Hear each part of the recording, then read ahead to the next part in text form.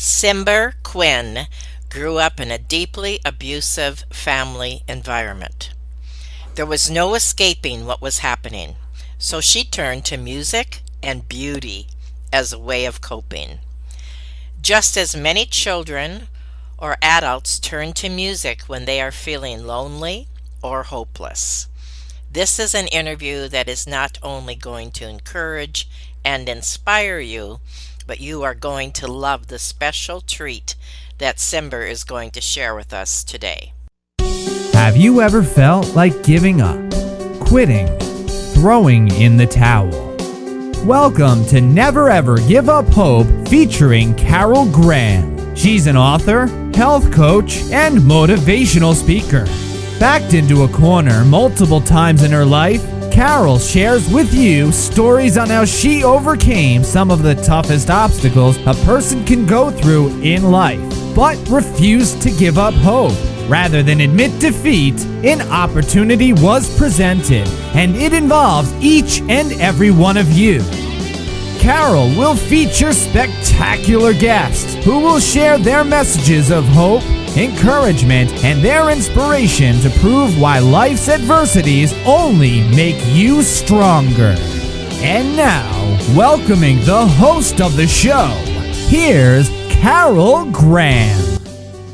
Cymber Quinn is a transformational music coach, specializing in harp, piano, and voice.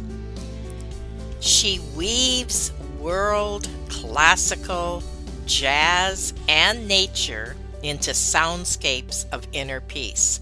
That just has such a beautiful flow to it. I love the way you worded that, Cymber. That's beautiful. Thank you. Now, 15 years ago, she left the corporate world when an illness prevented her to continue, and then she returned to her first love, and that is music and the harp. Welcome, Cymber. Thank you, Carol. It's so great to be here. I'm delighted to share my story. And not only your story, we are going to have you share a little bit of your music with us today, which is something in the 8 years that I have done this podcast, I have not done. So this is going to be really exciting and a little bit different, and I thank you for offering that. So let's start with your backstory. A little bit, as I shared in the beginning, about your growing up years and why you turned to music. What drew you there? And tell us what happened. So, as you mentioned, I grew up in a really abusive family. It was very difficult to be a girl. My parents wanted me to be a boy, and they treated me like a boy until I was 12, when it was really obvious that I wasn't a boy, and then I became nobody in the family. And in those years, I grew up in a town where we still had daily musical education at school, and I had a wonderful teacher. So I spent my time, we had daily art, physical education, and music. And I had the same music teacher from kindergarten through 8th grade. So I had very consistent musical education growing up in public school in Colorado. So I took piano lessons when I was a kid. I sang a lot. I played lots of different instruments. My parents were very musical. My brother and sister, younger brother and sister, are also very musical. And but at the same time, my parents were very perfectionistic. It was impossible to make them happy. I knew that I had done well at a performance when I got silence in the car on the way home.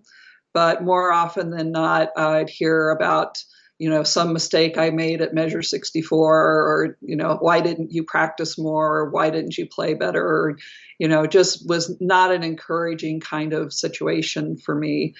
And Now, did that deter you or did that motivate you? It deterred me for 27 years. I left music when I was 15 because I couldn't take the pressure anymore. And even though probably had the environment been different, I would have gone to music school and gone down the path of music that way. I was so afraid. I was so afraid of my parents, first of all, that I thought that music teachers at college would be like that. And too scared to become a music major. So I became a journalism major and an English major instead, which the buildings were right next door to the music school. So I could always hear them practicing and feeling longing in my heart to be there, but too scared in my head to go. But I went to all the concerts and I had a lot of musical friends when I was in school and college. So I set off in a career in writing the first part of my life. I worked as a journalist and then I worked in marketing and eventually found my way into high-tech marketing. I've worked for Hewlett Packard and IBM and Apple and other names that your listeners would probably recognize. And then it all kind of came crashing down in my mid-30s when I was diagnosed with endometriosis, which, if some of your listeners know that this is an incurable disease. It doesn't kill you, but it makes you miserable, and it made me infertile. And I found that I had multiple surgeries to try to correct this problem. My life was becoming more and more miserable. I just dreaded having periods every month. And eventually the doctor said, you need a hysterectomy. So when I was 38, I had a total hysterectomy and they said, you'll be back. You'll bounce right back. Well, I didn't. I did not bounce back. You'll be back in 2 weeks. I thought I'll be back in 2 weeks. And then it was like 2 months. And I thought, okay, 2 months. And then eventually it was like, I cannot go back to that lifestyle. It's too intense, too many long hours, too something, but I just couldn't make myself go back. Let me just stop you here for a second. When Sure. you say go back, are you referring to your job? Yeah, I Okay. couldn't go to work. I Okay. couldn't guarantee my employers that I could be there on any given day. So, and I wasn't sure what was happening. I, at the time, had the luxury of being married to someone who could take care of me so that I didn't need to work. And so then I went to work on myself. And this was the big turning point for me, and find the thing that gave you joy. And at that point, it had been so long, it had been 27 years, I wasn't sure what that was, but I was willing to do the work. I was willing to go and look. So I went out into the world and I tried a little of this and I tried a little of that. It was like Dr. Seuss. It's like, are you my purpose? Are you my purpose? Are you my purpose? And then one day, not maybe 3 or 4 months into this search, it was around the holidays, I opened up a Christmas catalog and I saw the harp. And I thought, oh, that's it. I had this mind-blowing memory of being 6 years old. My parents had taken us to the symphony, and that night the harpist had a solo, and she was out in front on the stage, and we were sitting really close. I could hear her dress kind of rustling as she walked up to her harp, and she sat down and she played something, I can't tell you what it was now, so magical. It felt like it was touching my skin. It felt like it was entering my body. It was this totally transformative experience. And a couple weeks later, I told my parents, that's what I want to do. I want to play the harp. And like I said, they were not great parents, but they were great musicians. And they took me to meet her, the principal harpist of the Denver Symphony Orchestra, at her home. And I got to touch her harps and I got to meet a real harpist, and I got so excited. What do you think specifically attracted you to the harp that just seemed to draw you? Harpists talk about this calling when they hear the harp, and it happens for a lot of them around age 6. I don't know why age 6, but that the music is so transformative. It took me to a completely different world where I wanted to live all the time. I wanted to be in that harp magic world every minute I could. And so when I heard that harpist playing, I thought, that's what I want to do. That is so interesting. I have never heard that before. And I don't think there's anybody that does not like the harp. It is so beautiful. I haven't met anybody yet who said, oh no, the harp. Yeah, exactly. Everybody goes gooey when I tell them I play the harp. They, I love the harp. I love the harp. Like, me too. Yay. How long did it take you to learn? So once I had that epiphany, Okay. then I realized, okay, I'm going to do this because now I'm a grown up. I learned, and part of the story, part of the reason I didn't learn harp when I was 6 was because the teacher told me I needed to learn piano first. So I did. That's why I took piano Hmm. lessons. Hmm. But I also quit, like a lot of people do.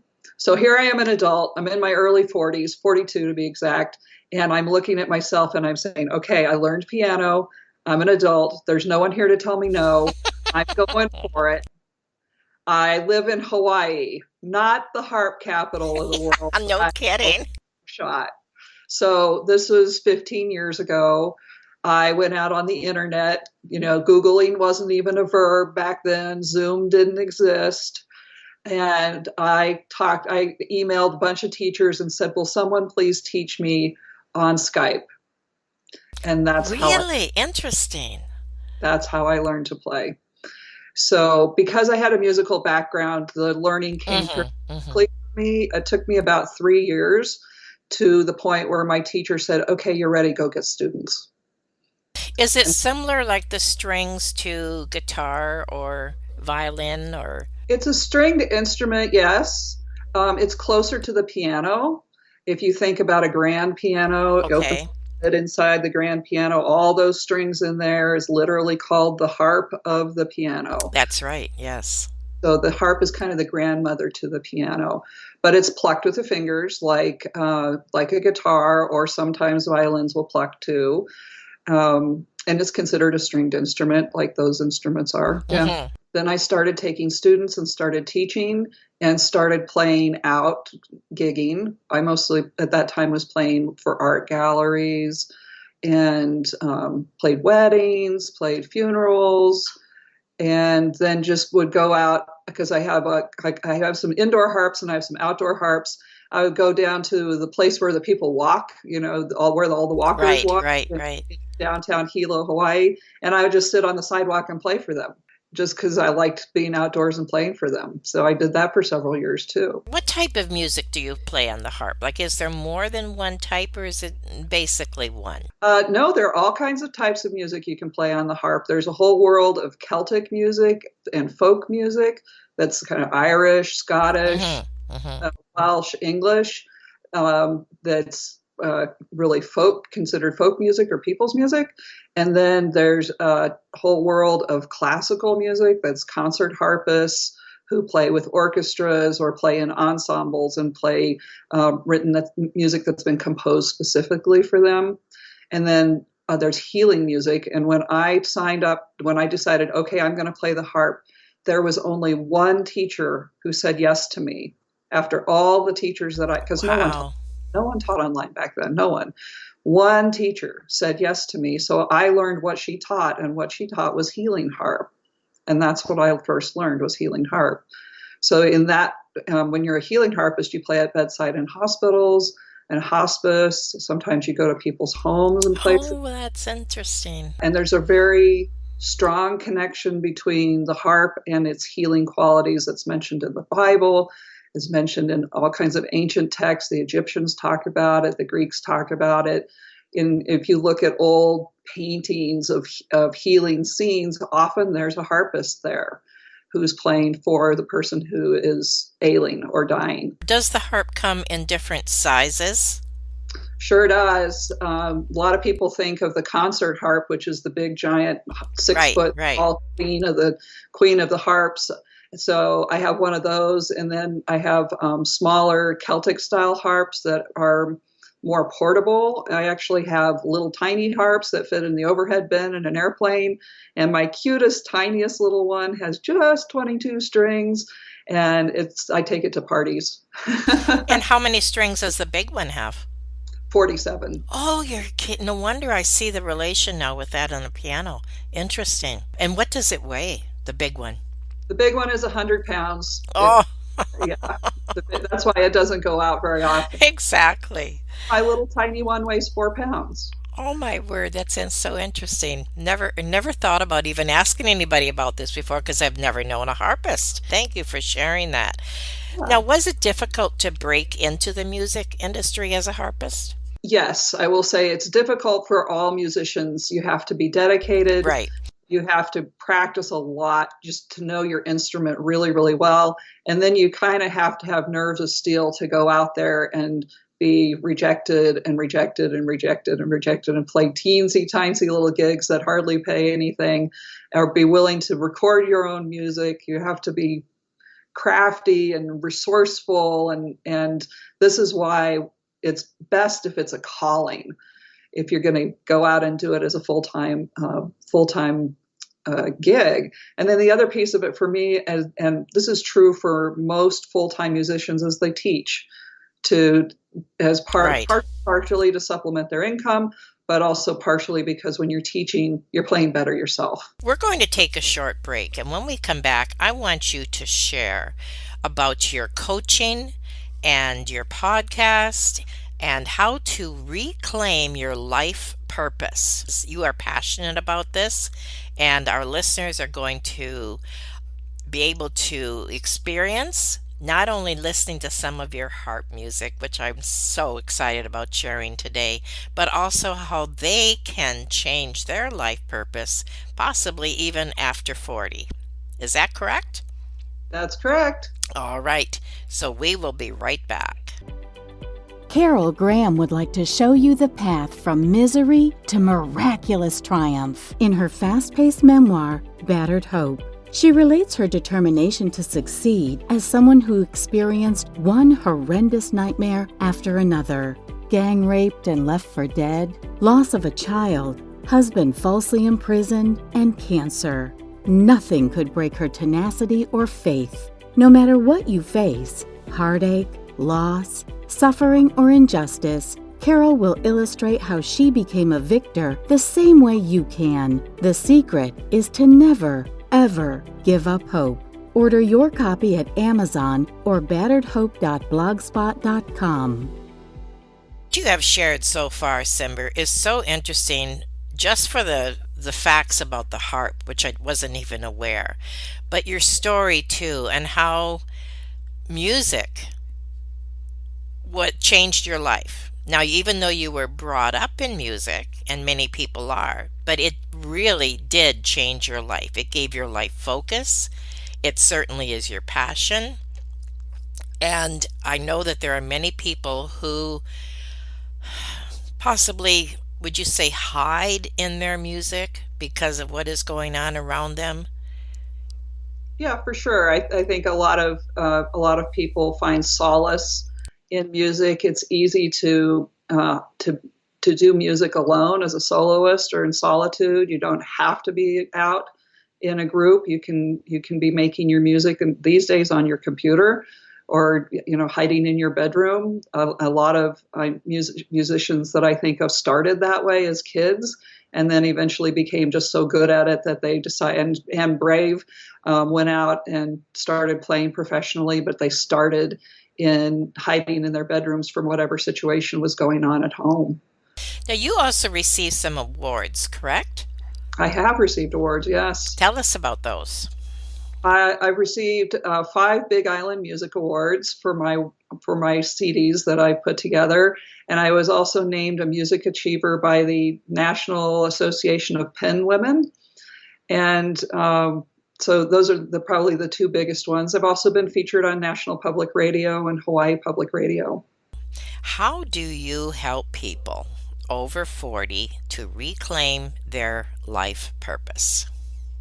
So I would encourage your listeners to do what I did, not necessarily music, but follow 3 steps that I figured out after I kind of sat back and said, wow, here I am. How did I do this?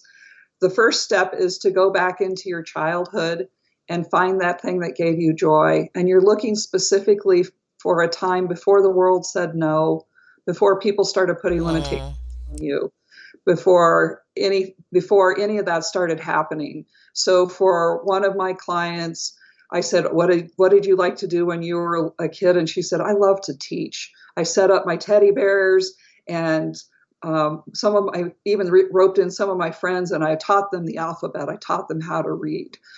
And now as an adult, she's a financial advisor, and she teaches people how to manage their money and, and live their life.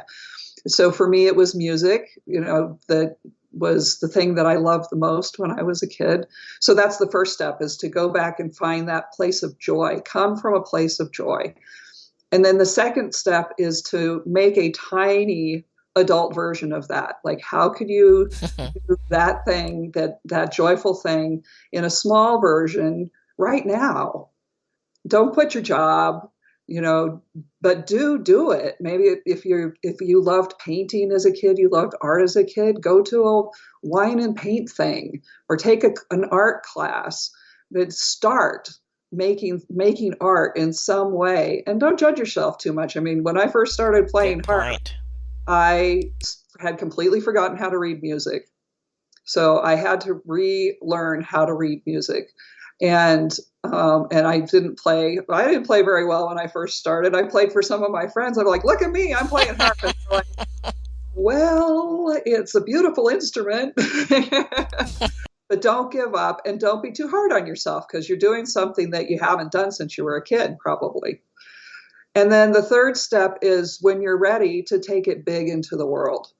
And that can take so many different forms.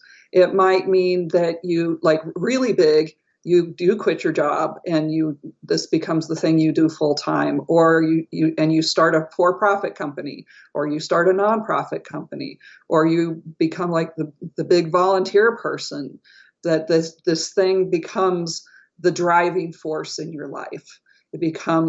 It takes over everything else. As if you had a job, it's like, well, that job just isn't as interesting as it used to be. Now this is the passion, the fire, the thing that pushes you forward. And so that's what when I work with people, that's what I help them do, is like, well, we're just going to take those three steps. We're going to start with what gave you joy. Let's make a mini version of it right now, and then make the decision. Is it something that you want to take big? Okay, I'll help you take it big. If it's something you're like, I'm happy with the mini version, great. You stop there and keep doing the mini version and incorporate it into your existing life. But the important part is you're doing your passion. You're doing it. Yes, yes. As you were talking, I was thinking, if you don't do that, you'll always wish you had. That's right. And that's deadly. You ask people who are on their deathbeds what their regrets are. That's one of them. If they didn't do their passion, they didn't give time to their passion, they're like, oh, I wish I had done that. And I want every one of your listeners to get to the end of their life and say, I did it. I did it. And if you fail in your own eyes, you still can say you've done it, correct? That's true. And I have very strong feelings about failure. Failure is just the step on the way to... I agree. That's why I threw that out there. I knew you would address that. Absolutely. So speak to that. Yeah. So part of... you have to, when you start thinking about failure, you have to start addressing how you're measuring yourself. Are you measuring yourself against the best harpist in the world? Okay, that's not fair. That's not fair to yourself, and you are going to feel failure. But if you're measuring yourself against yourself, today I'm better than I was yesterday. Okay, I fell down. It didn't go as well as I wanted to. What did I learn? How can I make it better? That's really where, when I'm working with my students, I say it's not failure. You're trying.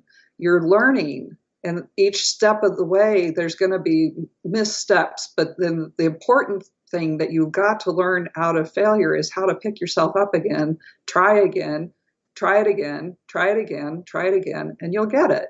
And then you can go on from there. But if you take it from the point of view of, I'm not as good as somebody famous doing a very long time. And by the way, you've talked to that somebody famous who's been doing it a very long time. They'll tell you all about their failures. That's right. That's how they got there. That's right. Now, you offer coaching as well, correct? I do offer coaching.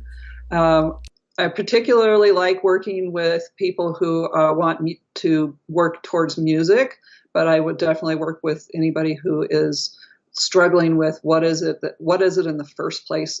I can't even get to that joy place, and help them build from there. Okay. And you do this online?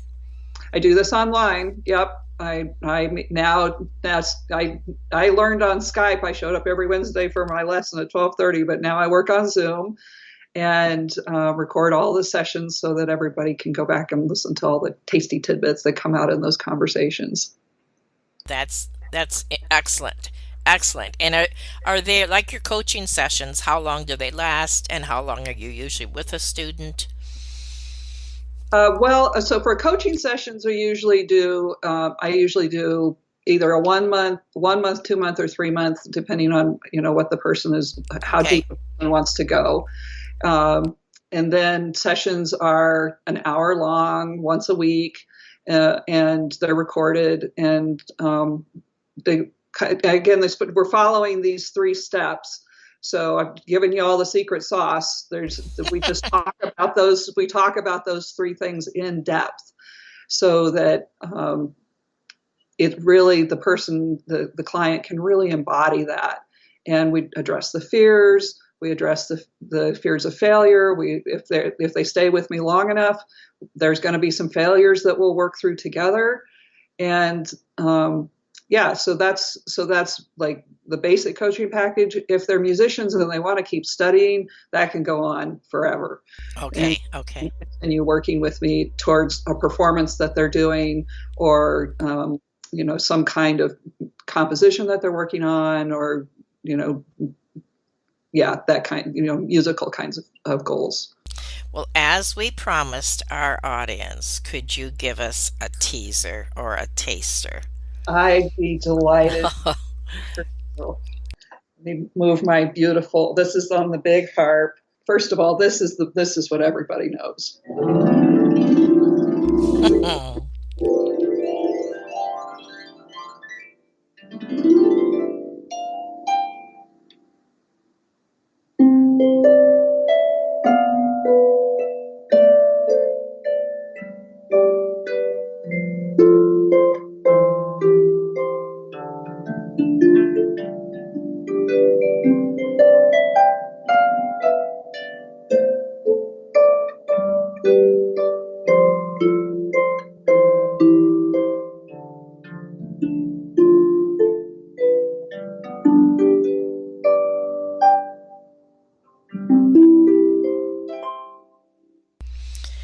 My goodness, talk about relaxing. That's phenomenal. Isn't that wonderful? So when I do Yes. concerts, I tell people right up front, I say someone is going to fall asleep. Yeah. Bless them that they trust the room enough to sleep here, and bless them that they are so exhausted that this music is relaxing them, and that they're going to sleep. Exactly. I'm never offended when someone sleeps in Oh, that's funny. Now, what about your podcast? Explain a little bit about that. So my podcast is called Relaxing Harp Music, and it's all places that podcasts are produced, on Amazon and other places, iHeartRadio and other places. And it's just music. I don't talk.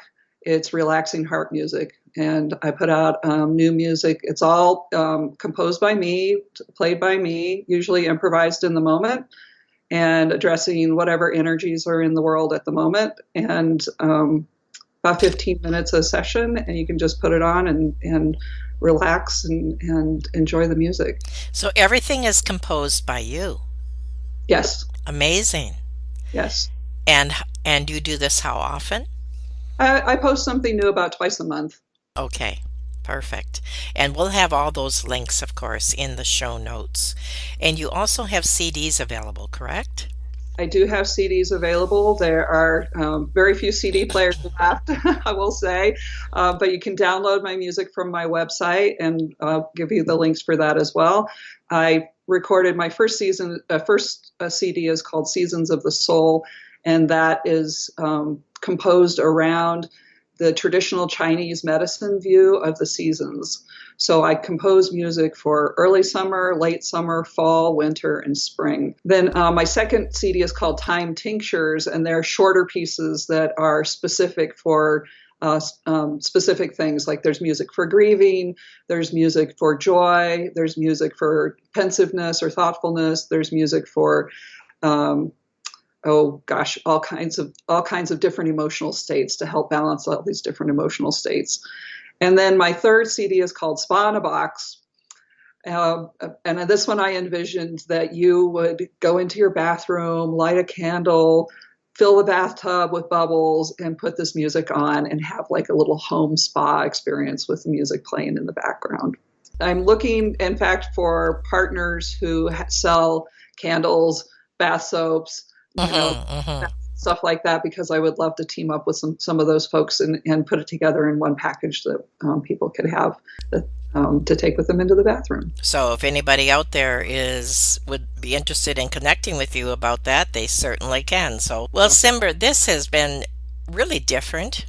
It has been entertaining. It has been relaxing. It has been motivating, definitely encouraging, and educational. You're kind of like the whole package. And we definitely are going to put all those links on the webpage so that people can connect with you in whatever way they want to.